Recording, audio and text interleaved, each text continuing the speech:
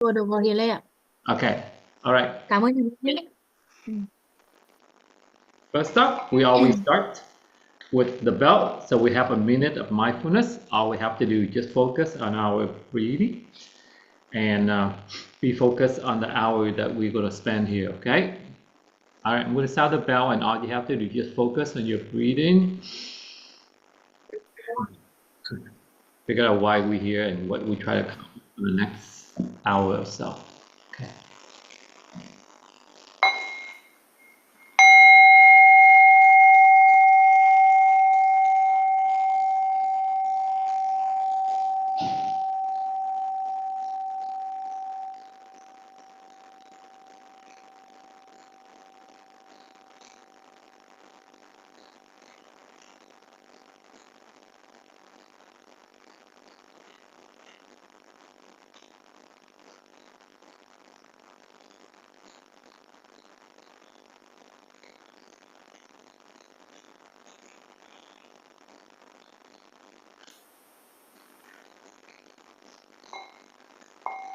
Right. Thanks, everybody. Thank you very much.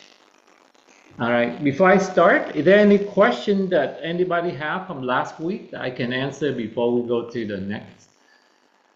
We covered chapter 2. I saw one input from Hiền, right? Hiền, thầy have not got a chance to see it. I click on it and it jump into seem like a different tool, so thầy không có thời giờ để mà thầy coi những cái tool đó. I didn't have a chance to look at it, but stay after the meeting and then thầy can discuss with you offline, just with you on that one, okay? I just want to make sure that you follow and you do. I see it's a lot of information, but I didn't have a chance to look at all of that in detail. All right, I'm going to use a shared screen here, and I will remind you where we left off last week, right? This is the homework, and thanks to my assistant Lương for remind everybody homework. And I hope everybody do your homework by now, because if you don't, you're not going to be able to catch up with what I'm going to walk you through today. I do intend to walk you through how to create a task list, how to do a work breakdown structure, and how we start using Microsoft projects to start put all of these things together. So you got to make sure you do your homework, you keep up. Otherwise, you're not going to be able to keep up with the way that we're working in this class. All right, so this is where we left off last week, right? You need to go home, take the project that you're going to try to do, create a task list, and start come up with a work breakdown structure. And if you've done that already, now I will continue to show you how to take this information and import them into Microsoft project and form a project plans, right? And today, the goal is that we will try to do, well, this is where we left up last week, all right? So, and I already mentioned you need to go home and learn how to do Microsoft project. I just don't have time to teach you how to do project in this class. Okay, and this is our agenda for today.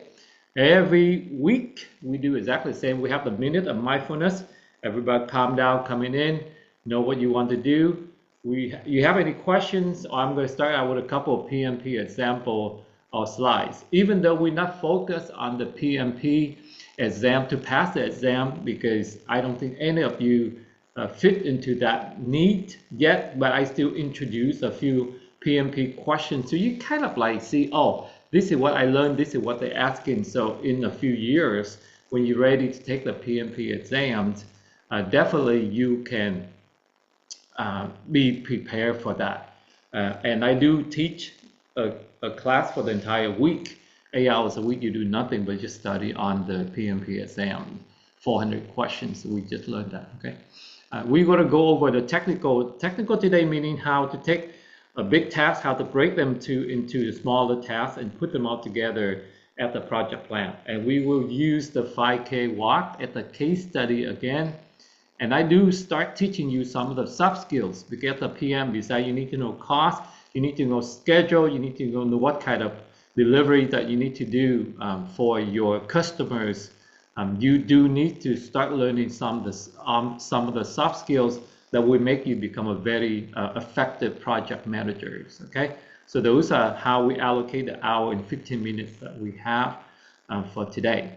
All right, So here's another PMP exam question that I want all of you to take a look at this and see. And this is a real question from the list of all the questions that if you take the PMP exam crash course, then I will use this.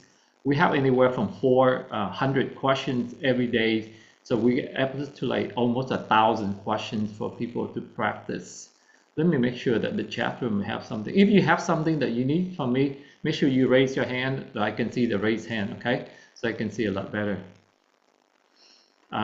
We will discuss if you have problem, get a Microsoft project or whatnot, because I definitely can find a way if I can find Microsoft project. I do have a copy from the university, so if I put it on the Google Drive, maybe you guys can download or whatnot. But we can discuss that when we get to that way. Okay, so here's another question that you might see on the PMP exam. I'm going to read the question, and you can see the options A, B, C, D. And then I will give you a minute or so to think about it, and you can just raise your hand and say what one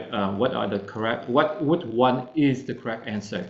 And I picked this question just specifically because I know somebody in this class very familiar with production. Hint, hint, somebody that work in the garment factory and very familiar with production. So experience shows that each time you double the production of doors, in this case, they use doors, but it could be clothing, it could be car, it could be electronic, devices, it can be cell phone, it doesn't matter. Every time you double the production of something, the unit cost decreased by 10%. Based on this, the company determines that to put the productions of 3,000 doors should cost $21,000. This case illustrates. So option A, these are the learning cycles. B, law of diminishing returns. C, the 80-20 rules. Or D, parametric cost estimating. Okay. So those are the choices, and only one of them is the correct answer. So you can use the chat, or you can use any other way. Maybe use the chat to answer which one you think is the correct answer for this question.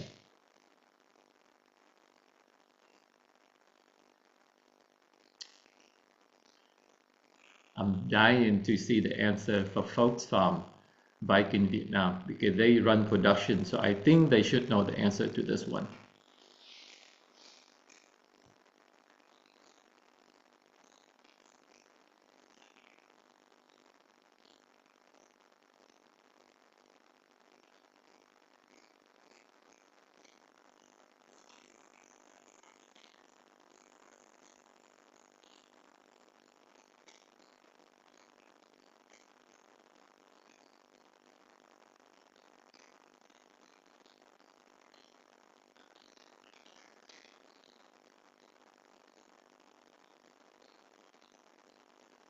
If you're not sure, take a wild guess. Just a lot of questions on the PMP, you might not know the answer, but you have enough experience, then you can guess, right? So you can guess the answer either A, B, C, or D. All right, so everybody, you chat and type it in. What do you think the answer to this question? Take a look at the chat here. I don't see anybody answer.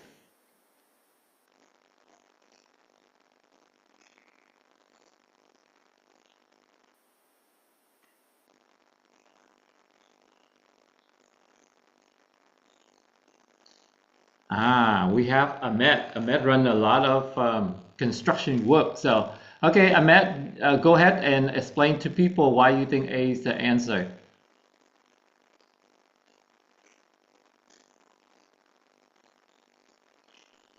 Hello. So I just believe that if I think the key part of this question is the fact that we are talking about doubling the production of doors, and the unit cost will decrease by 10%. So I just believe that this is proving that if the production increases, definitely the workers are going to be more efficient, and the cost of the doors will reduce. So if that's the case, I think it's going to definitely be I did like a elimination method with to get the answers here, because I know about the law of diminishing returns, I learned it in economics. I think about reducing the marginal input of a process. I know about the 80-20 rule, where I think 80% of the outcomes and 20% of the courses, I think something of that sort. So Right. I think the D, I do not really know what the D, the parametric cost estimating. That's why I think automatically I was very comfortable with the A, because I just tried to eliminate the rest. Then I gave the conclusion, knowing that it must be something on a learning cycle, because if we are talking about improving efficiency and reducing costs over time. Okay, that's a very, very intelligent answer. I like the way you eliminate and try to come up with the right answer. Now, keep in mind, you have 4 hours, so that's 240 minutes, and you have 200 questions. So each of these questions, you have to be able to answer in less than a minute, including the time to read, the time to think, and the time to answer it, right? So that's why besides knowing, have the knowledge about project management, you all have to be pretty proficient in English to take this test. That's the only language this test will come in. It's in English only.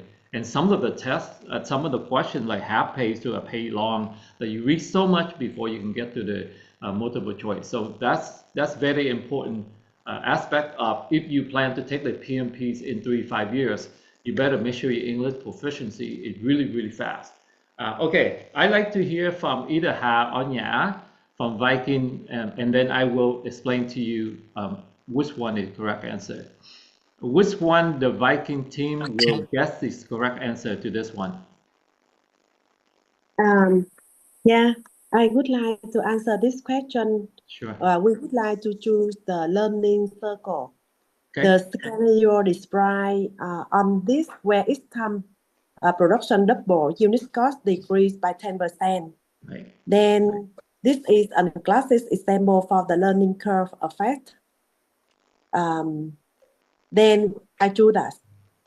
It's a curve because after production increases, worker and processes become more efficient, leading to lower cost per unit. Okay. All right. So you go with A also, right? Yeah. Okay. Not the bad answer, but again, A is incorrect. And I think Nhã mentioned it in her answer. She used the word learning curve. So the technical correct term, every time you double your production, your unit cost should decrease by 10%. That is the fact, but that's what they call learning curve, not learning cycle, right? So that's why this question is tricky. It uses the word learning and it uses the word learning cycle, which is not the right term. The right term to explain every time you run production a double, the cost drop by 10%. That's called learning curve method. So A is not the correct answer, even though all the rationale is pretty logic. The law of diminishing return and the 80-20 rules, I think Ahmed already mentioned it, and it's absolutely correct. Those are not the right answer either. So the correct answer in this case is parametric cost estimating, believe it or not, because parametric cost estimating meaning you use statistical method to apply historical data to forecast what the project will cost. So the companies know that every time they run double the door or whatnot, the unit cost decrease by 10%. That's based on the learning curve technique. But in this case, when the company estimate to make 3,000 doors and the should cost 2,100, they have not made any of these doors yet. So they only forecast, they only predict, right? They only estimate. So use the estimate method and based on something you know from the past or something similar to come up with the cost. That is the technical definition of parametric cost estimate. Para means go hand in hand, and metric just a measure. That means you take some other knowledge you apply to this, right? So in this case, the parametric cost estimating is the correct answer. Okay. I just want to run this pretty quick, so it just gives you some example of the way the people making up the test. This is how they think, right? So that's why very important when you're ready to take the PMP exams. to become a certified project manager that you can go and work at pretty much anywhere in the world, then you have to understand the thinking of the people making up the test, not only the knowledge that you need to know, because sometimes having the knowledge is just not enough to pass the test, right? And I know that I have somebody learn with me, and she failed the test 4 times because she does not have a lot of hands-on experience. Okay, so that's just something warm up that I use so everybody kind of like understand, some of these questions and just be prepared for it. Now we can go back to our project management.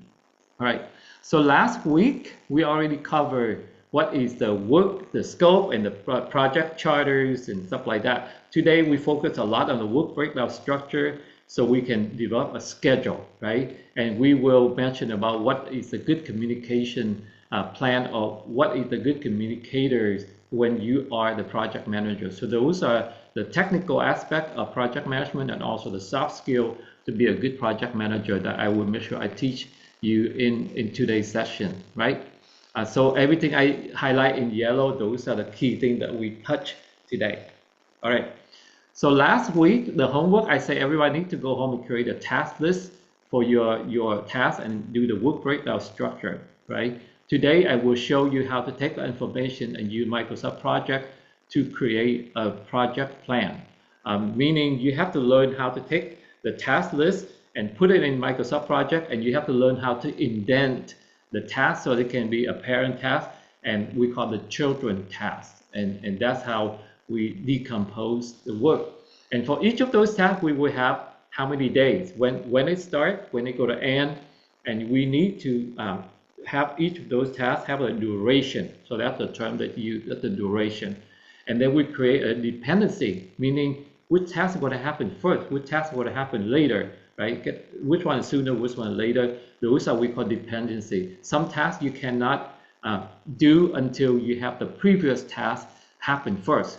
For instance, if you build a school, you cannot build the roof unless you have the frame, right? And you cannot do the frame until you have the foundation. So you have to do foundation, you have to do the frame before you can do the roof. You cannot just walk in and build the classroom and you do the roof right away. It doesn't work that way.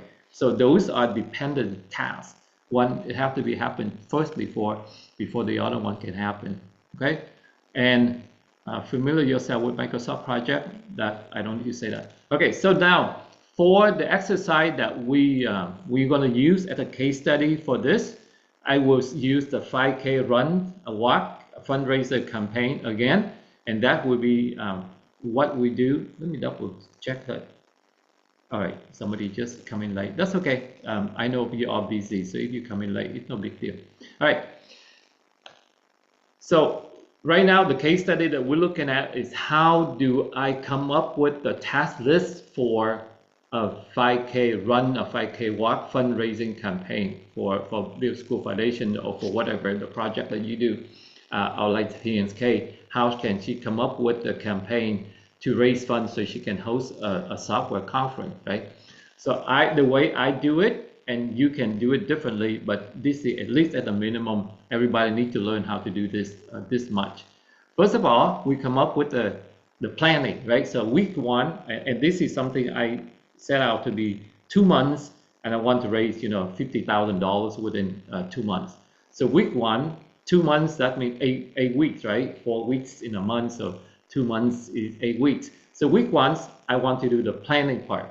What is my goal? What is my audience? What is the strategy that I'm going to do this one? So I have one, that's the campaign, and then 1.1, that define the goal. 1.2, you take the number and you take the subtask underneath. 1.2 will be the target audience. 1.3 will be define the strategy. So that's week one. And now week two, and this is just a task list, right? I need to launch this campaign. So that's week number 2, and that's I call the task 2. So the subtask under the campaign launch will be create a message. And the next one will be do a fundraising platform that I'm going to select. And then I design all the promotional materials. I'm going to launch a campaign. I'm going to sign up people. I register participants. And I predict how much money I'm going to have. So this is 2.1, 2.2, 2.3, 2.4, 2.5, and so on, right? And week 3, I will focus on the outreach, meaning I have to call people, I have to put on social media, I have to email, I have to go knock on people's door, I have to make phone call, whatnot. We call this the outreach. I promote my campaign on social media. I send fundraising emails to all the people that might participate in the past, and I contact all the local businesses here. If I do San Diego, that means I can contact other people here in San Diego, or I email the people that live everywhere and say, hey, I'm doing this fundraising. Would you like to help us, or would you like to support us? So those are week 1, week 2, and week 3, right? Then the fundraising will be the main part, and signing up people to ready to do the work. That's something major. So I'm gonna do this for the entire month, right? So 4 weeks. From weeks number 4 through week number 7, I do all of these things in terms of execution and monitor and control, right? So I keep signing up people, I register, and I update them on social media, how many people signed up, who are the key team leader. I pull all that information in. That will be 4.1, 4.2. At the end of this a whole month long, that will be the event day. I'm going to do a 5K walk on that day. I have all the team leader. I need to have safety, snack, drink, registration, video, camera, the whole 9 yards, right? So those are the 4.3. And when I'm done with all of that, I have the last week, I'm closing out this project. I evaluate how much money I raised. I write thank you letter to donors and supporters. I deliver the check to either to Bill School Foundation. If I do this for somebody else, that means I write the check to somebody else. And then again, document the lesson learned, and I save it in a database. So next time when I do this thing again, I can take it out and take a look. What did I do well last year? What did I do well the year before? What did I'm not doing well, so I need to avoid, right? So this is just a high level how I take a 5K walk campaign, do it in 2 months and raise 50,000. I decompose, I break it down. That's what we call work breakdown structure. Okay, so we break it down smaller, smaller, smaller. And now I'm going to show you all of this work in a diagram so you can see what it look like when we start using a diagram. Rate 30K and 5K in 2 months, right?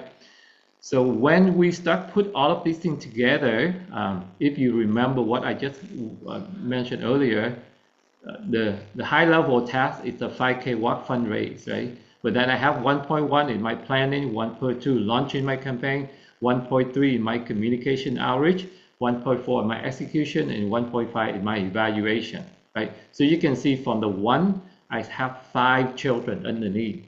Now from the 1.1, the planning part, I decompose them to the next level, and I have set up my goal, define my audience, define my strategy. So now become 1.1.1, 1.1.2, 1.1.3, and so on, right? And then I go to the launch. It's exactly the same. When I go to outreach, exactly the same. When I go to execution, it's a little bit different, right? It have monitor, update the people participate, and then I have the event day. The event day is very important, so I have something underneath, and instead of put everything in one chart, it's too complicated, I just make a 1.4.3, I move it on to the next chart so I can show you, okay? So this is something that you need to remember. Your project may be simple, you can do just 1, 2, 3 level. Your project may be so complicated, you may have to do level 4, level 5, level 6. So you keep decompose more and more and more, and then I will tell you, we decompose until when should we stop, right? So when you look at the next one, I stop right here at the 1.4.3. I take this 5K event and I do it one more level down. So level 3, now we go to level 4, right? That means that event date. We have cleanup and we have setup and we have registration, welcome people. We have keynote speakers that make people excited. We have snack and drink and all the t-shirt and giveaway stuff like that. We have safety. We have fitness people that make sure that we arrange everything, and we have water. We have snack along the way so nobody going to pass out or get lost or whatnot. We have the PR. We have TV station. We have audio, video. People recorded all of these, taking picture. So we need to have the media team. And then we have a game, right? So when people, after they do the walk, they come back in, they eat their snacks. You do want to have them playing game. And I decompose the games one more level. So this is level 4. So I decompose one more level to level 5.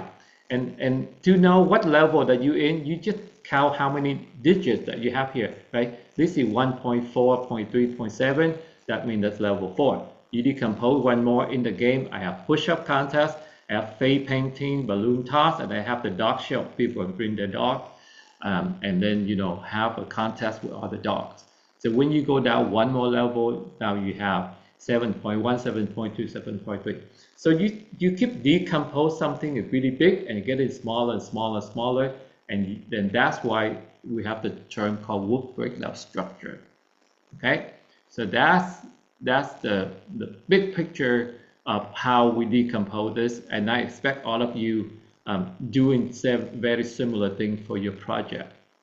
Now I'm going to switch. All right, so I'm going to stop my PowerPoint right here.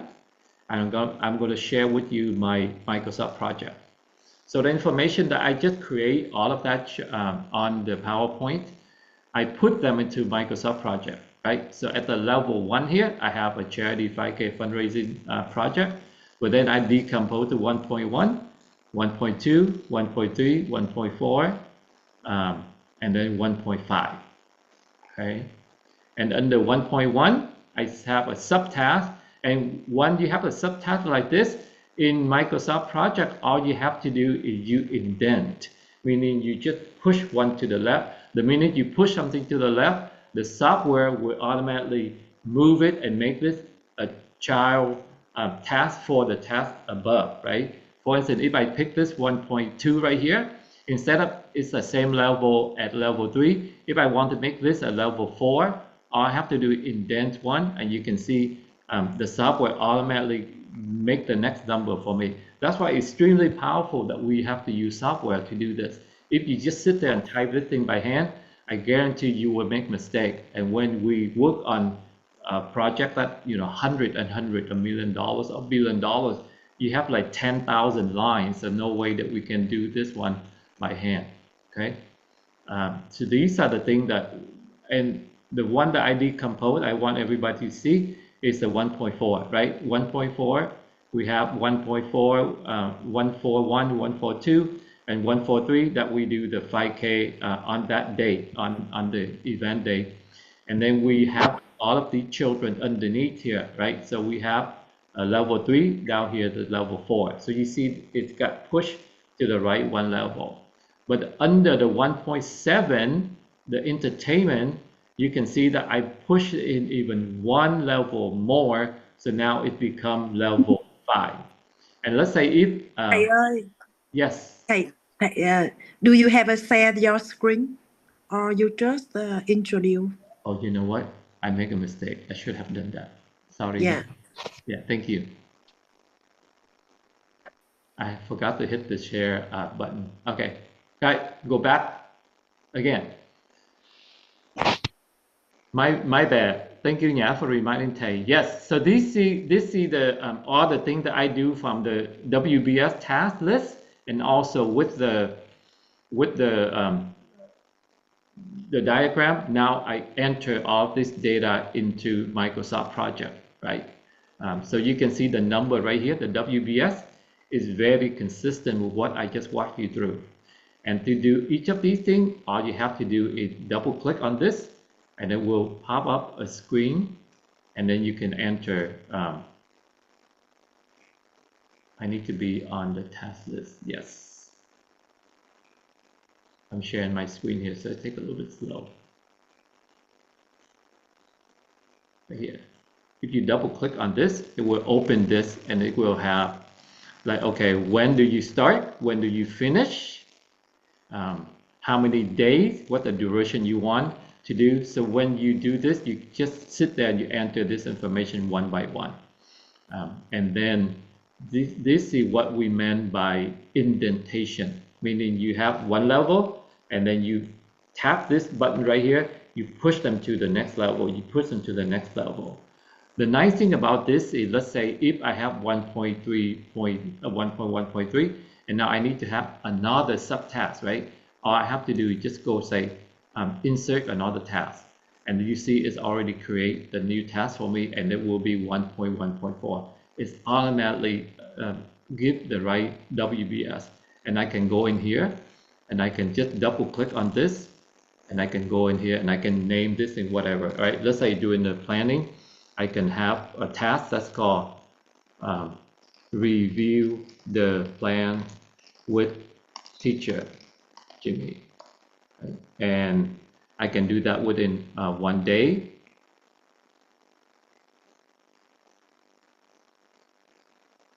And say okay, and then it will have like, okay, I'm going to review this thing with the teacher Jimmy, and then predecessor, meaning what tasks need to happen before you can do this. And in this task right here, you can go to the predecessor and you say, okay, I need to make sure my task number 5 get done before I can do number 6. So if you go over here and you put number 5, that means I have to wait until 5 finish before I can do 6. You do that, then you can see this task right here will not happen until you're done with this task. So this is what we call dependency. Okay.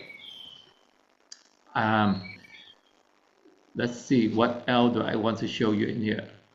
This is level 1, level 2, level 3, and you count how many subtasks that you have in here. Even you look at the number right here, the WBS, that can tell you what level, right? 1 level down, and you just have the next digit. You have level 3 when you have 3 numbers. You have level 4 when you have 4 number, and level 5 when you have 5 numbers. So you keep doing this thing until you finish whatever you want. For instance, let's say the push-up contest, right? If the push-up contest, I want to make this thing even more detailed, I can insert a task, and I can make this task, push it over 1, and I can say under the push-up contest, I say I need to sign up contestant,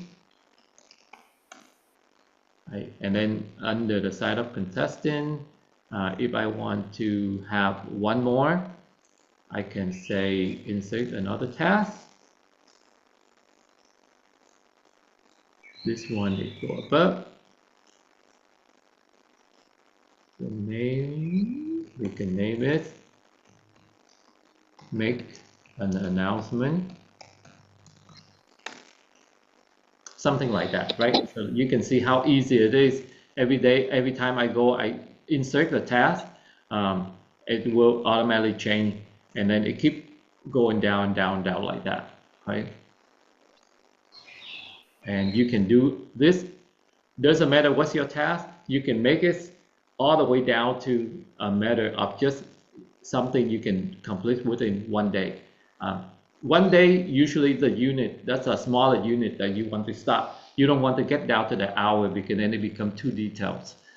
Minimum, you can say that if something I can decompose to just about a day long, that more duration, then your WBS is pretty good. If you break it out by the hour, then it's just too much. It's too much detail, and sometimes we don't need to get to that kind of level. Okay. And you can see for each of these tasks, beside the name, the start date, the end date, or you can just change the start date and you put the duration, the end date will change. For instance, if I have this task right here, define the goal, instead of 1 day, now I say, okay, I need to do this in 2 days, or maybe I need to do it 3 days. And you click return, you will see this task already extended into 3 days. And if you have all the dependency in here, then the minute you push this task out, all other tasks will be pushed out to the right. And that's why it's very important for you to have the tool, because without the tool, you cannot get all of these dependency that allow you to change one thing and everything else will change. And I can see that instead of I start the whole project here, I start on today, Friday the 17th, and I'm supposed to be done by Monday, March the 3rd. But let's say if I have some issue, and when I write this message right here, instead of write 1 day, but let's say my student cannot come up with a campaign message within a day, it might take her like a whole week to get this long, 5 days.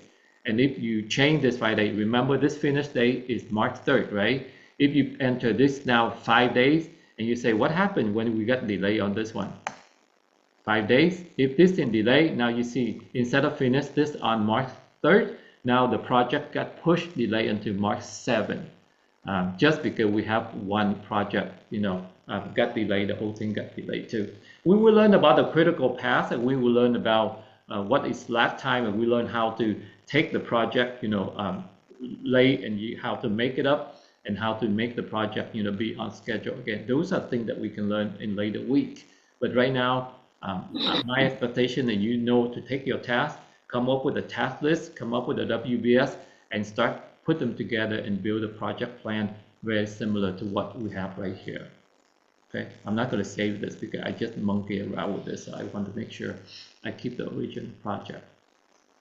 Okay, so that's what Microsoft Project. And if you use Microsoft Project tool before, then you kind of like know what I'm doing here. It's not that hard. This is very, very basic in Microsoft Project per se. Okay, any question? Everybody still follow me with projects? Okay. Let me go back to my PowerPoint. Right. So the homework for this week, last week I already anticipate that you do this. Let me hide this. You do this task list, and today I show you how to do a WBS, and then I show you how to go into Microsoft Project and put it in. So that will be the homework that you need to do for week number 2. Take what you have and put that in, right?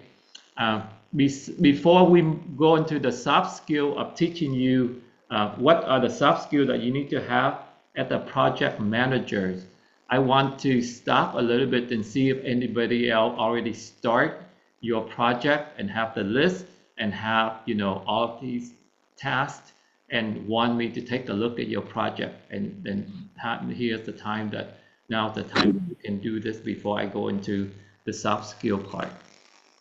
Let me stop sharing right here, and I want to make sure I give everybody the right to share.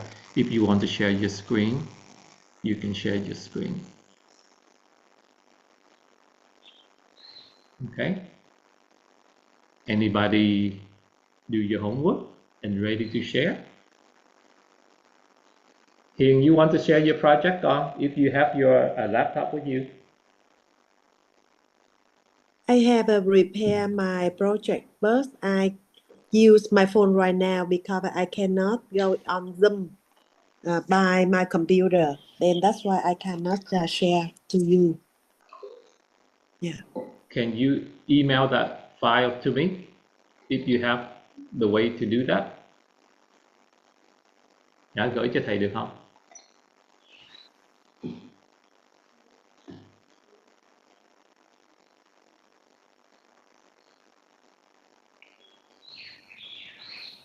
Did you do that in Microsoft Project? Yeah. Did you create your file in Microsoft Project? Yeah. First, I do that in the Google document, and then I upload that in the Microsoft project. Then I think that still needs to be adjusted because I just want to upload, and then I can follow what you instruct today to adjust it. That's fine. Yeah, that's fine. Okay. If you want to share, if you have the way to send me that link, yeah, I can definitely pull it up. Okay, for you too, so we can walk it through. Otherwise, I can see if anybody else have a plan or a task list and want to share. I definitely can take a look at what you have.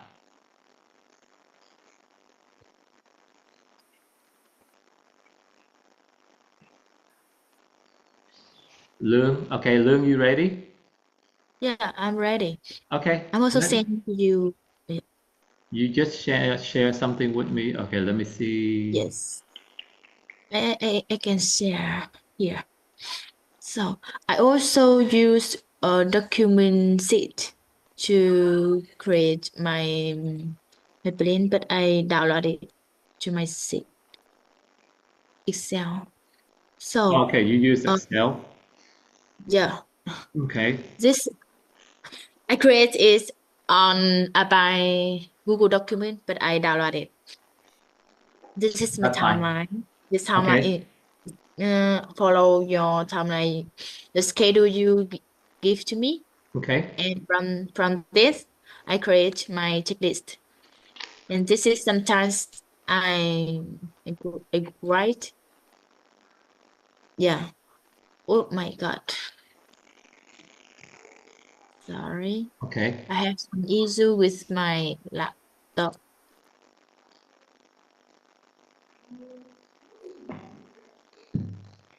All right. So let me see. At least you have the task. You have the Yeah. owner. Yeah. Okay. You have due date. Okay. You need to have a start date and the end date. Okay. Because each Yeah. of these tasks need to have a start date, the end date.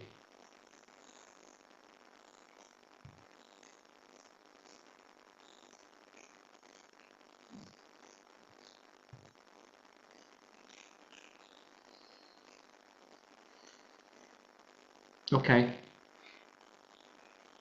Okay. Do All you right. have some That's good. or You some have the status of not started, but when you start using Microsoft Project, you don't even need to have that, right? Because Microsoft Project will have the date, and then you can see which one done, which one is not done. It's oh yeah. very easy in Microsoft Project. It will identify for you because if you have not done by the end of that week, you cannot take credit for the task is complete. And then Microsoft Project will flag to you that, hey, you're supposed to have this task done by now, but you have not done that job. So they give you like 0% complete. So that's why you can look at that. This way you have to manually enter the information, but when you use a Microsoft Project tool, you don't even have to do that part. But at least you have the task list. On the task list, you need to have the start date and the end date. Okay. Yeah. Because Oh, you need to have the start every date and the time end I date. go. Look like you can have blackout, no power.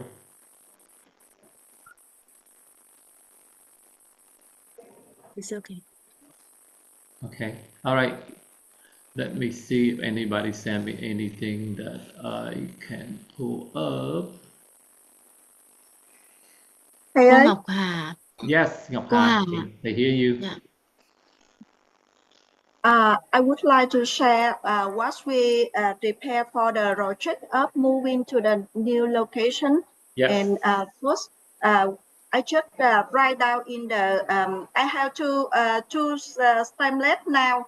I have make one for the project for moving by the Excel, and one another I just sum in the project with the smaller project. That's either into the warehouse. So first, I would like to share a moving project by Excel first. Um, Sure.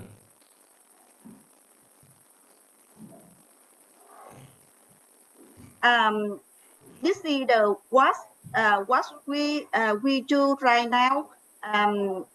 We have we have two we have we have around 10 the main point. That is regarding the timeline for the new project of the moving. The first regarding the license in the new location. So in this point, I also mention more detail, and here we can see when we can start and when it will finish. Um, it's the same method. And in the main point for the license, I also mention for more than more 14 detail point Okay. here. Great. And when we will finish, for example, for the audit of the social certification, Mm-hmm. when we will finish on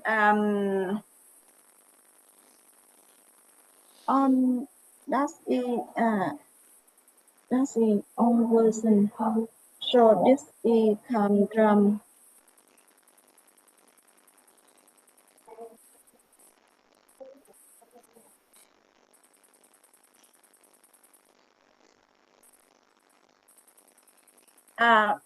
that means we will finish on the middle of next February of next year. Okay. Some from that data I will input to the project software.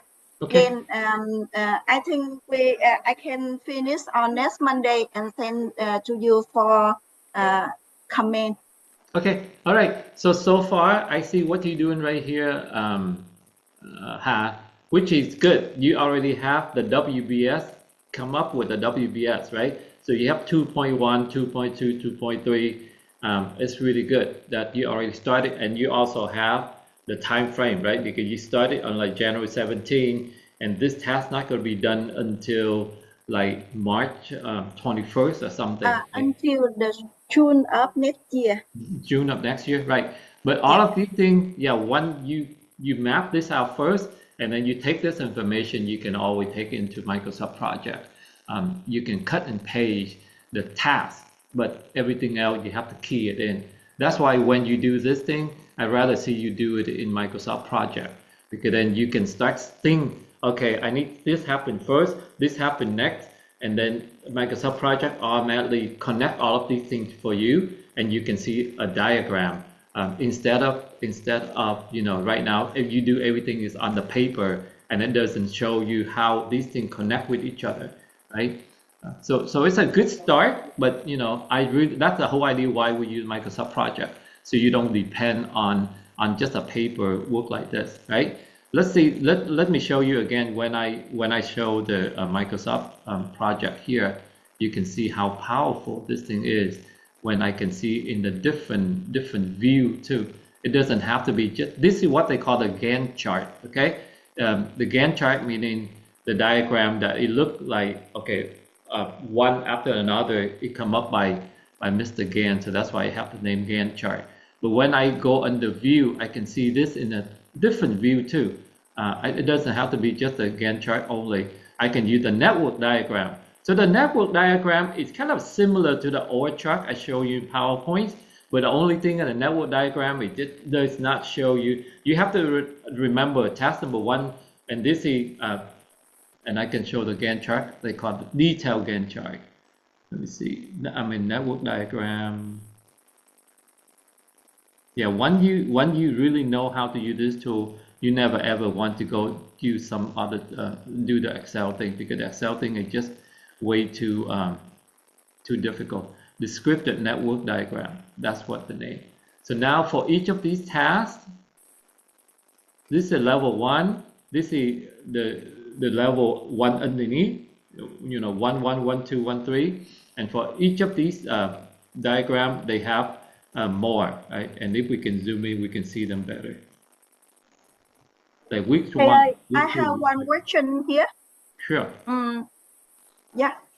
Because we would like to report to our director and investor in the end of the week by the picture of the project. How we control in the project software, where we can insert the picture to show to the picture. Yes. I'm not quite sure if you can insert a picture in Microsoft Project, because that's what not is designed to do. You can take a picture of this thing and put into the PowerPoint or put into the Microsoft Word document or something like that. Okay, that would be better. Take a snapshot of what the project look like. You can take a screenshot and then take it to a different tool, right? Microsoft Project not meant to be a presentation tool. It's a project management tool, not a presentation. But you can always print it. You can print whatever you need to print.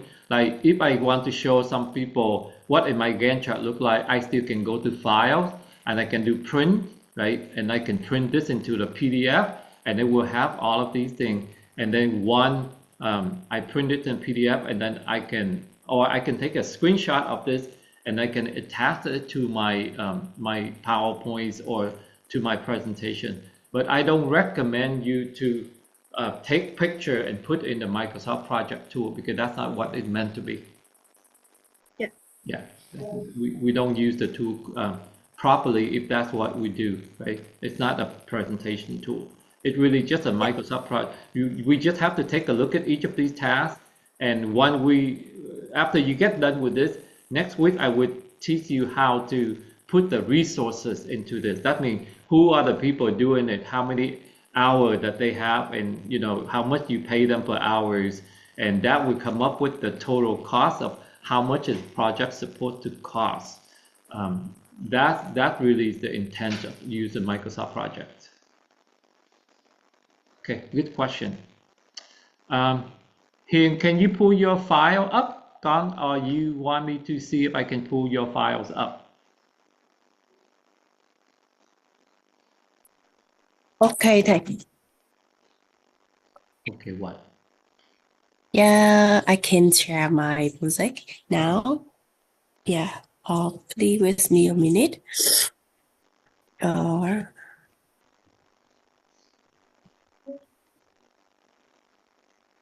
yeah, you can see my screen. Yes, yes I can. Yes, okay.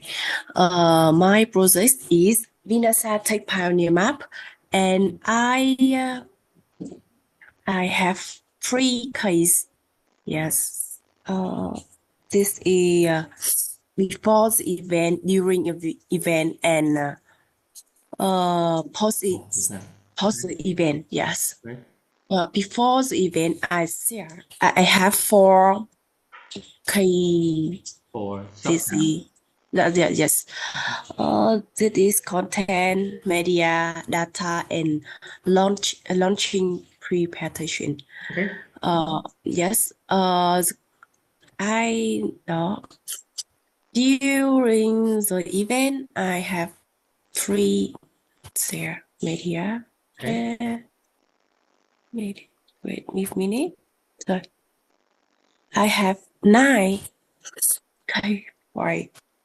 Okay. Yes, it is so Subtask. media. Yes, okay. This is my project now, and I think I have changed this by Microsoft project, so I can see a Again. lot of Right. yes. Go ahead and click on again right now. You click on again right now, you don't see much because you have not linked them together yet. But when you start to Yeah. link them together, but the next thing I want you to do, we don't worry about the người, don't worry about the who perform, the performer, because that's the next thing you learn in next class. But right now, the day that you have here, cái ngày á, so when you start Yes. or when you finish, you need to populate those, okay? Okay. So basically the duration, right? The start date, the end date, you subtract that the duration, or you can have a start date and how long each of these tasks needs to be. That's the next step that you need to do. Okay, we use the word duration, and that's what it meant. That each of these have either a day, 2 days, a week, a month. You need to have that duration, because when you have the Yes. duration, and you can have who is the performer and how much is this performer cost a day, then we can have cost data to come out with that. And that's what something we will learn to do next week. But take what you have here and get Microsoft project and import them over the Microsoft project. Yes. Okay. Right. Yeah. Yeah. Okay. Yeah. And maybe try to convert into English, tại vì thầy đọc thầy không biết tiếng Việt nó viết cái gì trong đây. So like start date, end date, or duration. So it will help me a lot, so I can review it for you. But if it's too many Vietnamese words, I might not be able to understand what they say. Yes. Okay. Okay, but the way you break it down, your major tasks in terms of before the event, during the event, and post event, that's the right thinking, right? And then for during the event, you break it out even further more. That's exactly what I like to see at this point in time. So that's good. Yes. Okay. Thank you. Okay, good job. Yes. Look like you're under the weather there. Okay, let me see. Ahmed, go ahead, Ahmed. if it's not in project, it's fine, because right now I just want to make sure everybody take the job that the project you're supposed to do, and come up with a task list, come up with a start date, end date, and then I will find a way to get Microsoft project to you if you don't have it. Okay. Okay, so I downloaded Projet Libre, so I was just like, I wanted to work. It was really not easy using it, but I did it in two parts. So I just want you to understand how I did. So this is the main task that I created from our BASF Cameroon for a construction of a school project. So the first main task, which is the project initiation, the second one, the planning, the third task construction, the fourth task quality assurance, and the fifth task, which is the final handover. Also, I wanted to do subtask here, but I had an issue with the subtask. So I'm going to share another image of something, the subtask, how I was planning to do the subtask so that maybe you understand. Yeah. Okay, Yeah. this is the subtask that I drafted. So for each when of you go to the task, right now you're in the file tab. You go to task. I would not be surprised you go to tab. They might show you how to do a subtask there. Okay, I checked on Google and I kept on going over and over. So let me see maybe. And that's exactly why. Yeah, this is exactly why I don't want a different tools, because I'm not familiar with the tool. Then I cannot really help you. So that's why if we use all the same tool, then instead of trying to figure out a tool, we can just focus on the project. But the way you break it down, the project in 5 different subtasks, logically that makes sense. Make sure you have the WBS. You name them, okay? So name them, 1.1 and then 1.2, 1.3. So when you have the subtasks, they go underneath of that, so we can track them. Otherwise, when you start adding, subtasks, let's say you have 3 subtasks to each of this, 5 times 3, 15, and then you cannot keep track with the number, and that's when things get out of hand. But if you have the discipline to come up with a WBS right now, and when you have the subtask, you just indent the WBS, then it will help you to track your project a lot easier. Okay, thank you very much. So yeah, and then when you link them, like this one have to happen first, this one have to happen next, and this one have to happen next. I mean, sometimes there's a lot of tasks can happen in parallel, right? They can happen on the same day. Like the one that I show you. Are you done with this? Yes, I'm done. I'm done. That's yes, good. okay. Yeah, learn how to use the Microsoft Libre. Maybe you go to YouTube if somebody teach you how to use Microsoft Libre. But I think if you go under the task, probably you can see how to add the subtask and how to define. You have the start date, you have the finish date, so that's a start and stop, and they calculate the duration. So I think Microsoft Libre, if I read somewhere, this is the equivalent to something that you can read Microsoft project file.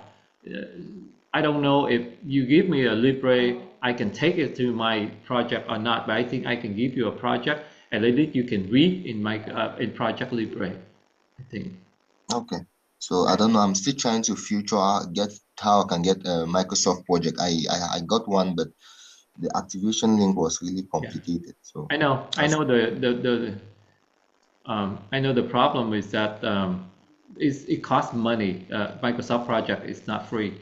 I understand that part. So I think it can be a hinder to somebody. But I just want to see how resourceful you guys are. Can you go find somebody that you have a copy of Microsoft project that you can borrow or whatnot? But I will look into my laptop later and see, because I know that I have a copy and I have the software. So if I can find that, I can put it in Google Drive. You guys can download, install on your laptop. Okay. Let me share my project one more time. This is what I try to tell you here. It doesn't have to be one happen first and one happen, next. A lot of them can happen all together, right? And those are we call concurrent tasks, meaning they all happen on the same day. For instance, when you look at my 1.4.3, the 5K run event date on Sunday, February 23rd. Everything right here happened on just the same day. So when you look at the diagram, all of these tasks happen on the same day, right? They don't happen one first and one next, but they all happen in parallel. That's the term we use. It happened in parallel instead of in series, right? Just like you connect all the resistors together. So these things, it just happen in parallel.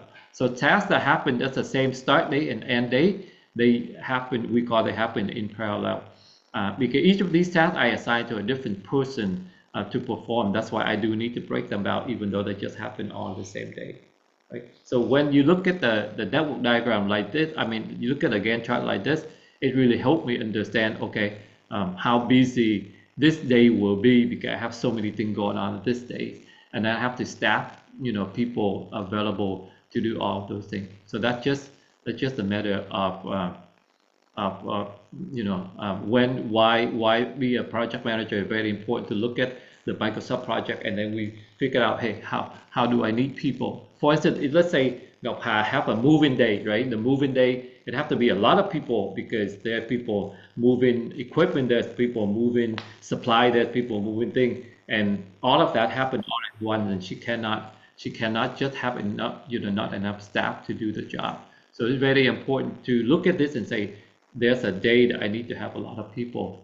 Same thing with Hiền Lê, right? The day that you have a conference, that will be a very busy day. You need a lot of people that support and make sure those days happen well. Okay, so I think everybody kind of like got the idea, but I still want everybody to really get down to at least 3 level. Okay, I don't want you to go beyond 3 level.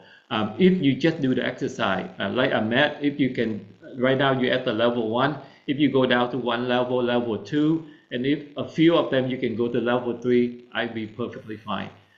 For Ngọc Hà, you do a real project, so you just go down at many levels you need, and thầy will make sure they review your material for you because you do the real case for your work. So we do have to make sure we do it right. Okay, let's share the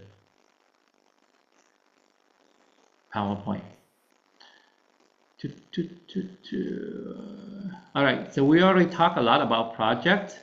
Now, to be a good project manager, there's a couple of things that you need to make sure at this point in time you need to have. First of all, you need to have the project charters signed by your sponsor or your boss. Okay, whoever say, hey, we have this project, I'm going to appoint you a project manager and say, okay, we need to sign a project charter. And I will show you what a project charter look like. It's really just a document to say, hey, when do we start? When do we stop? How do we handle this work? And how much money we have to do this? Who are the people that support to do this?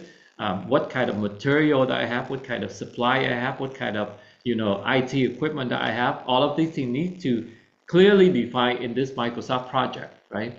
Where's the location? Are we doing locally here? Are we going to the different country? We're in a different city, right? So you work with what we call the project sponsor. Who is the project sponsor? Somebody need to approve, and who are the people that's supposed to help you? They need to have that on that list. Otherwise, they say, okay, this is your project, go do it. And then when you say, hey, I cannot do all of this because I need 3 people, I cannot do this by myself. At the beginning, we need to have all this conversation, and we need to have this in the project charter. Okay, the one that appoint you to be a project manager, usually we call that project sponsor, right? For example, when I give money from Bill School Foundation to a project in Cameroon, in Tanzania, or in Uganda, or in Philippines, or in Cambodia, I am the project sponsor, and all of you are project manager to manage that project, right?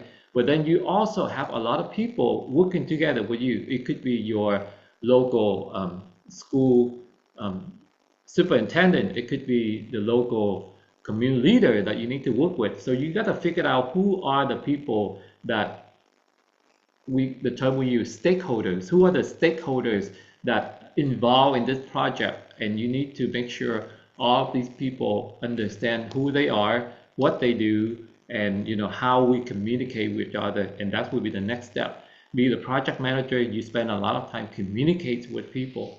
either with a sponsor, with your peer, with your local contractor, with your authority. You need to communicate, and you got to make sure you have very clear understanding of what are we doing, what are we deliver, and what are the requirements for each these things, right? And if you have team members, how do you motivate your team? This is one of the questions that one of my students in here keep asking me every year. Hey, how can I motivate my team members for them to get the work done? Those are very challenging. Those are the real questions.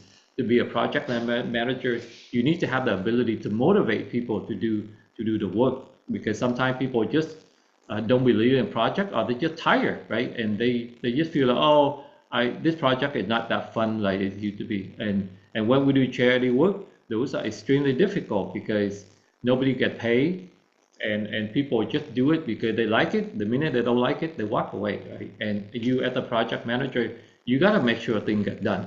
So what we teach you about the cost, the schedule, and all the deliverables, those are I call managers or managerial skills. Those are what we call technical skills, right? So I write here cost, schedule, and technical stuff. But beside the technical skill to become a good project manager, you need to have what we call interpersonal skills, meaning you need to have leadership.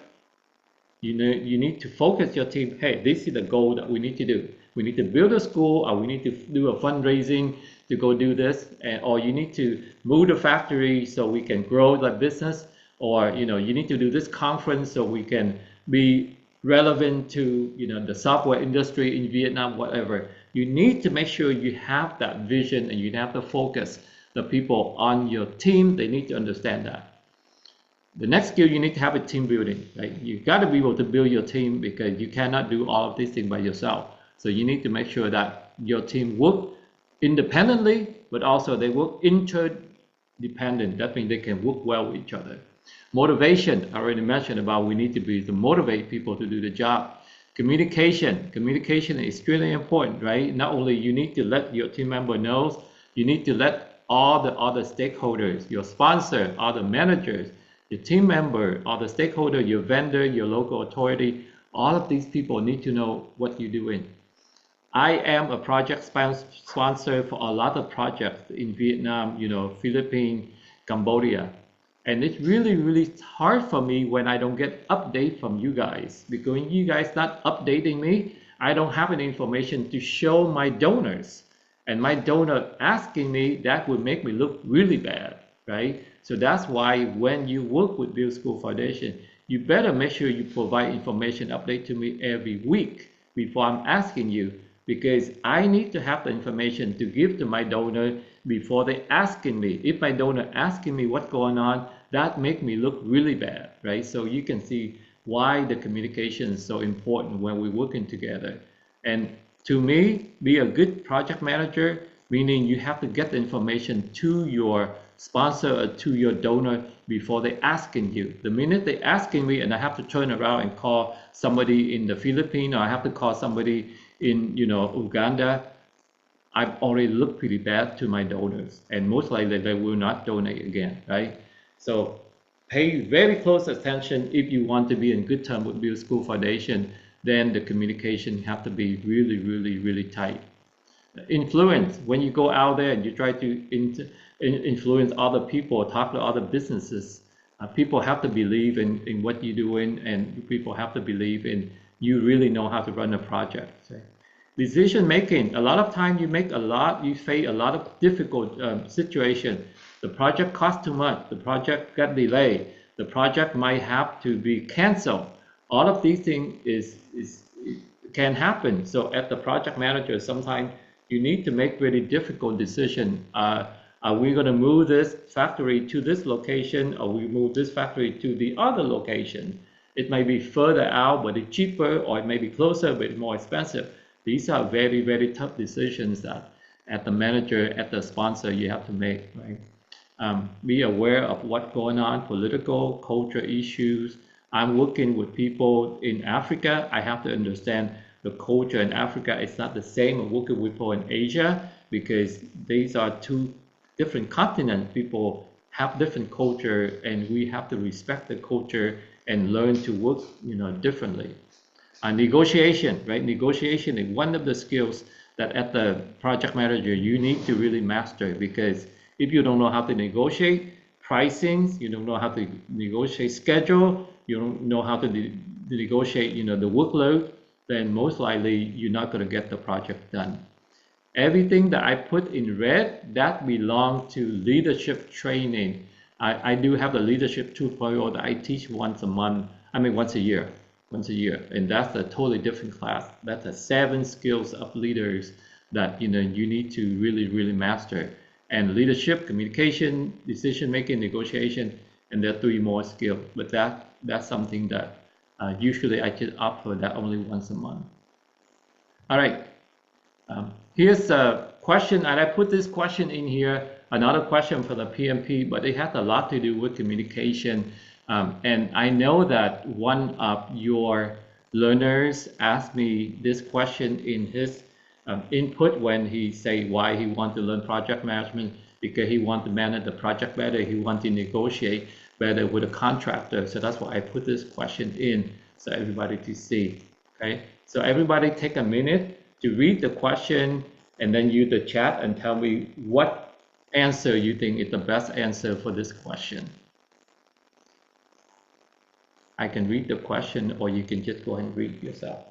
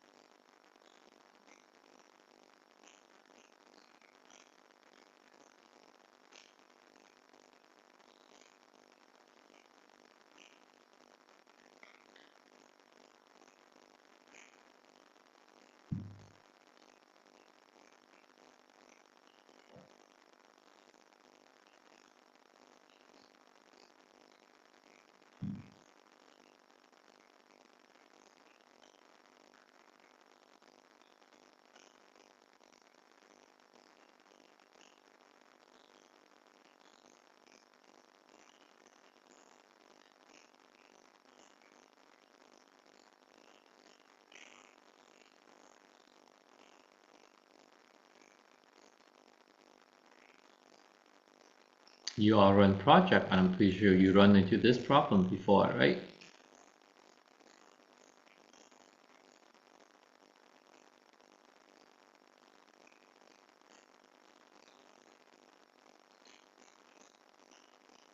All right, so who read the question and who want to take, who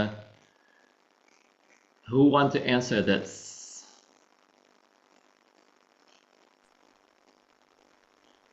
Is Hajalan still on the phone? I don't see. Is Hajalan still here? Oh yeah, Hajalan's still here. I definitely want to see what our project manager from the Philippines thinks about this question.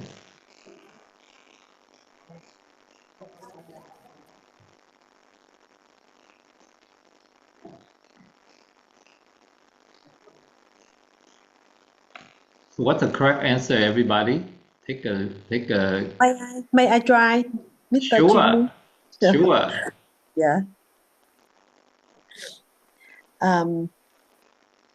I the I choose the correct answer is B. Okay, Review the project for specifics, agree upon terms that relate to the issues.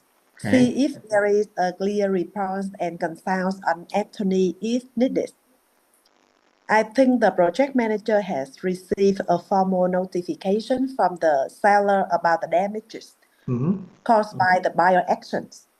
Then the best initial course of the action involved will be reviewing the contract, looking for the clear response, consulting an attorney if necessary. Right. So if the contract does not provide a clear resolution, or if ego implications are not involved, consulting an attorney is the next step. Right. Yeah. Right. Okay. All right. I just look at the chat really quickly well, she's a CEO of Viking, then definitely her answer is the correct answer. The correct answer is B in this case, right? But the key is here that when you have the disputes between the seller and the buyer, and you are a project manager, meaning, you know, the seller and buyer, and you get involved with these people because you might need to get this material for your project. The first thing you have to go back, and I know exactly some of you say D because you think you have the meeting, because last week we say we have the meeting. This thing is between the seller and the buyer. It's not something you don't have control over. So the only thing you have to go back is the contract. What do you say in the contract? Who's responsible for when is this thing supposed to be delivered to each other?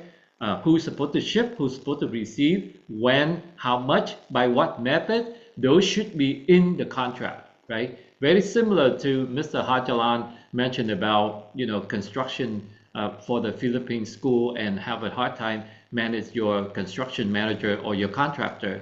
What exactly do you say in the contract? When do the contractor need to start and when the contractor need to stop to finish your project? You can come back with that contract and say, hey, you're not doing the term of the contract. And from the contract with the start date and the finish date, you can say, hey, I'm only need to pay you when you finish. And if you don't finish, I'm not going to pay you, because you still can withhold the payment, and then you can use that money to go hire somebody if they're not doing the job, right? So that's why the contract is very important. As a project manager, you cannot manage the project successfully if you don't understand what's going on in the contract, right? When I take on the project management job, the first thing I do, I have to take the contract and read the contract every day. Every single item in the contract, I have to understand who doing the work, when do they need to do it by, and if they don't do it, what is the consequences that I have over them, right? And you need to do that because you call the company attorney, and the company attorney charge you, in America, attorney charge you about $500 to $600 an hour, and they will ask you exactly the same thing. So before I go and see my attorney, I need to write out all this information and give it to my attorney. Otherwise, they take the book this thick and they sit there, they read, and they bill you, and it costs you a lot of money to do your project. So in this case, the correct answer is B. You need to review the contract. Everything has to be in the contract. And then, you know, when you cannot resolve, then you contact the attorney. Good answer. Now you know who's the boss in this group.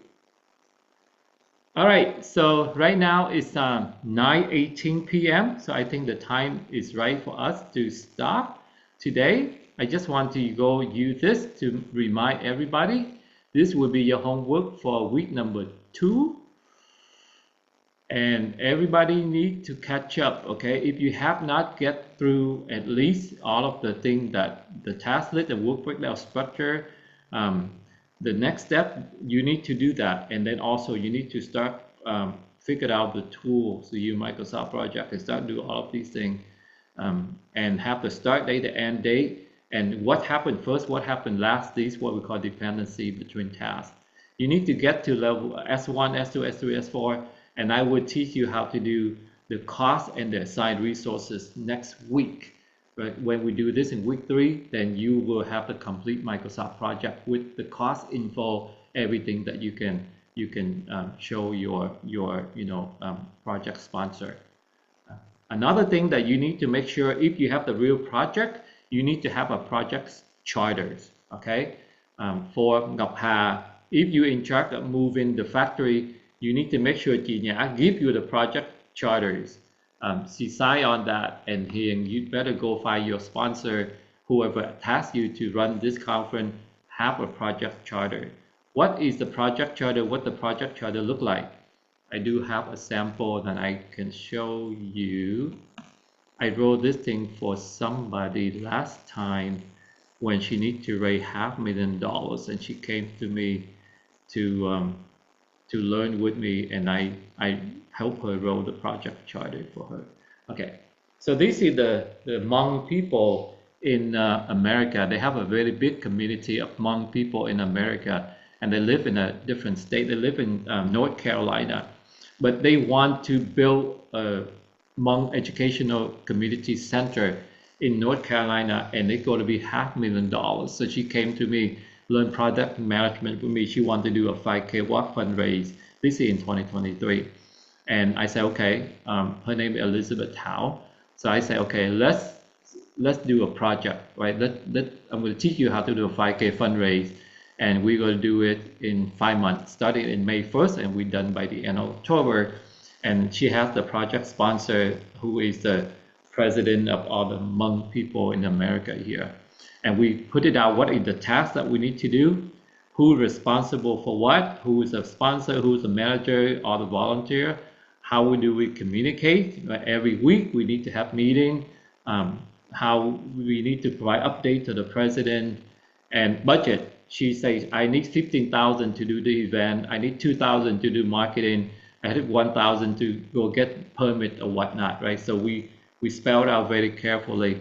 And this is something I would like to see here and do it too. You need to put the budget together. You need to have a project starter charter so you can have your boss to sign this off, and then you have all the resources for you to do your job. So what is the deliverable? Deliverable, that means something you have to be done by the end of the project. They have to do a successful 5K walk in October of 2023 here, and their goal would try to raise at least 50,000 to a 500,000 construction. So they want to raise at least 50,000 first, and then the rest they get donation from the Hmong community. And I think they beat all of these things. I wasn't there to participate with them because I think during that time I was in Vietnam in November 2023. But see right here, just only one page. The project charter needs to be only one page. And then the bottom line is that very important to make sure the president of the Hmong community sign off on this thing, right? That's very important. Then Elizabeth Tao have this document and say, okay, I have the project started that's signed by my sponsor, and I make sure that I have 18,000 so I can go do this work. Okay. And it's not that complicated. You can just write something yourself. What exactly the start date, the end date, what do we do? What are the tasks? Who's responsible? How do we communicate? Let each other know. What is the budget? And when is we supposed to deliver all of this? Okay. So with that, the homework for this week, number 2. Everybody, please go home and finish your WBS.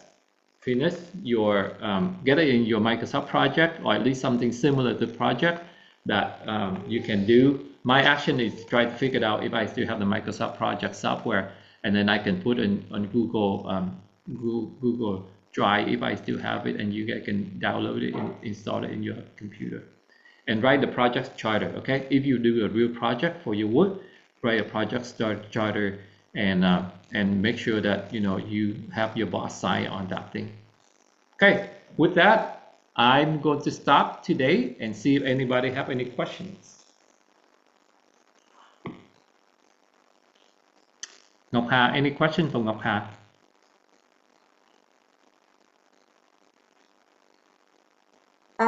Dạ, hôm nay không thầy.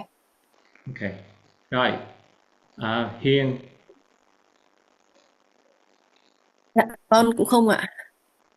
Okay, chị Nhã. Hello, Sir Jimmy. At the end, are we gonna have like an attestation for this training? Ask me that question again. Are we gonna have like an attestation for this training? Did you say? I mean, at the end of our course, are we gonna have like an attestation for having gone through this training? Let me write it down in the chat. Oh, I cannot pick up the term. Are you asking for a certification? I mean, after this training with you.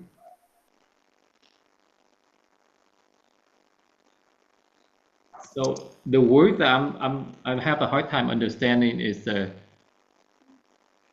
you mentioned something adaptation, or let me see, what is that? Any attestation? Oh, we do have a certificate of participation if you pass the final exam. I will have the certificate of completion if you pass the final exam. It's not hard. If you listen and you pay attention, you will pass the final exam. Only 10 questions. Okay. All right, chị Nhã, any question? Dạ không thầy. Okay, Lương. No, I'm not. Okay, Shipman. Dạ con không có. Okay, all right. Ahmed, any other question beside the certification? No question again. Thank you very much. Thank you for the course today. Thank you, everyone. All right, Sir Hajalan.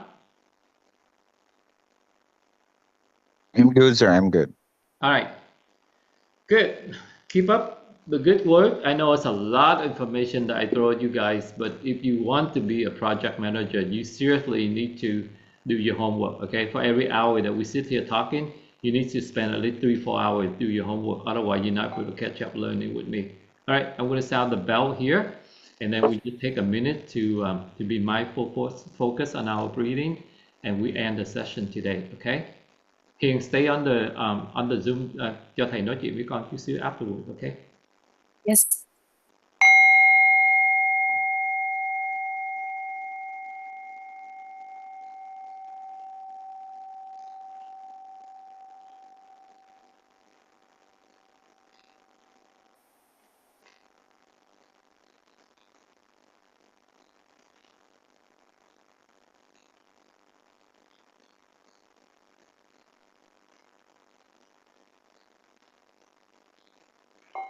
All right.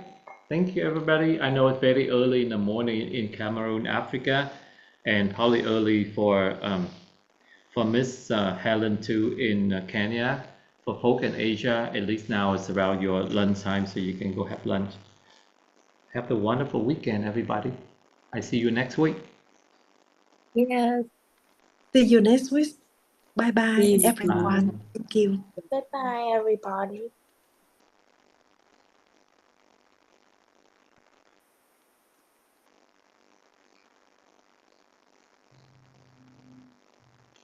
Okay. Yes. Ngày mai có bệnh hả? Dạ con bị cúm ạ. Con bị cứng. Ok, vậy ngày mai con có làm meeting production được không? Hay là ngày mai con không có nói được? Con vẫn nói được thầy. Con không nói được à? Ok. Vâng, vẫn nói được ạ. Con có lấy được cái update information của cái trường 160 chưa? Yes, dạ có rồi ạ. Yes. Right, thì get make Để lát con information. gửi thầy luôn. Nãy con tính gửi mà vào học luôn. Giờ con gửi thầy luôn ạ. Ok. Thầy để cho chị Hiền update cái Việt Nam project, so chị Hiền take care cái đó ngày mai. Ngày mai Hiền vẫn muốn làm khoảng 9:30 giờ bên con đúng không? Dạ vâng, mình có thể là 9:30 mình bắt đầu lại. Vâng, ok thầy. 9:30 mình vào, xong rồi mình sẽ coi cái information. Thầy có khá là nhiều update tại vì thầy có 3-4 cái country rồi. Thì mình sẽ lấy information, xong rồi mình sẽ share, mình sẽ update, mình sẽ go live trong cái YouTube luôn. So con nhớ make sure là con có sẵn mấy cái hình ảnh hay là mấy cái gì đó, xong rồi khi mà thầy ask con thì con chỉ việc share cái information, mình chạy nó như vậy thôi. Thầy cũng make sure thầy có sẵn mấy cái information của Philippines, của bên Uganda, or Tanzania, Phi nữa. Vậy thì thầy có mấy cái đó. Con take care cái Việt Nam cho thầy được là mình sẽ được cái update. Ok. Ok. Lương, con về Dạ, con chưa? có chuẩn bị. Con đi lính xong chưa Lương? Con đi lính xong rồi, con vừa mới về sáng hôm qua. Thì hôm nay con lại chạy lên chùa. Con chạy lên chùa. Ok. Con đang ở chùa. Con đang ở chùa. Right, đi ăn cơm chùa. Dạ, đi Ok. ăn chùa. Good. Rồi cái gì thì ngày mai thầy gặp lại. Thầy gặp lại Hiền. Ngày mai của thầy, ngày hôm nay của con. Đúng rồi, tối nay con. Ngày nay của con. What time Hiền lên nhở? 9:30. 9:30. Okay. 9:30. Ok. Vẫn dùng cái production logging. Con dùng cái AI note đó là nó chỉ việc take notes của cái conversation mình nói đúng không? Dạ vâng, nó sẽ take note và nó ghi màn hình lại luôn. Cái buổi ngày hôm nay. Dạ vâng. Thầy có cái turn on cái Zoom AI mà nó chỉ do một cái email, nó take note bằng email thôi, nhưng mà thầy cứ record cái session. Nhưng mà mấy cái này thì mình chỉ để cho internal mình sử dụng thôi. Thầy sẽ để cho con sử dụng cái đó sau này, tại có thể mình cut, mình làm những cái video, nhưng thầy sẽ không có publish nó, tại vì khi mà chị Nhã bắt đầu cô Nhã bắt đầu share mấy cái project của company của cổ, thì mình phải protect mấy cái information đó, mình không có để mấy cái information in the public domain được. Yes, vâng thầy. Ok thầy ạ. Có gì con sẽ hỏi thêm thầy về cái Microsoft Project nhé. Thầy ơi, Yeah. thầy có thể chắc là như lúc nãy thầy nói thì chắc là thầy đẩy lên Drive, xong rồi có gì thầy gửi lại cho con xin nhá. Để con đỡ phải crack về nó hơi nhiều. Nãy con định crack về xong rồi thấy là nó bị nó nặng quá. Xong nhà con đang mất mạng nên là con vừa vừa tải về vừa on Zoom, thế là nó bị out mất. Yeah. Thầy nghĩ là cái Dạ. file đó nó khá là bự đó, nó mấy gig lận đó, Vâng, thầy nhớ, mấy nếu mà thầy nhớ không có vâng. lầm á, tại vì thầy có cái Đúng rồi. professional license, cho nên Dạ. nó khá là bự, nhưng không sao đâu, thầy bỏ lên thầy để cho bọn con lấy, bọn con xài. Tại vì thầy nghĩ là nếu mà con chỉ cần học được biết dùng cái Microsoft Project, con cũng có thể đi làm, mình đi create những cái project plan for a lot of company cũng được nữa. Có nhiều khi họ mướn cái đó, tại giống như thầy chỉ làm high level thôi, thầy có một cái người thầy gọi bên đây nó gọi là project controller, tức là cái bạn đó là chỉ có cái job bạn đó chỉ ăn rồi cái update schedule với làm cái việc này cho thầy thôi, chứ thầy không có thời giờ Ừ. thì mình đánh cái đó. Mấy cái dự án lớn nó có cả mấy ngàn cái line lận, cho nên mình đâu có làm hết mấy cái đó nổi, phải có mấy cái bạn mà chuyên chỉ có làm cái nghề đó thôi. Yeah. Ok. Ồ, hay nhờ. Yeah. Dạ vâng ạ. Ở Việt Nam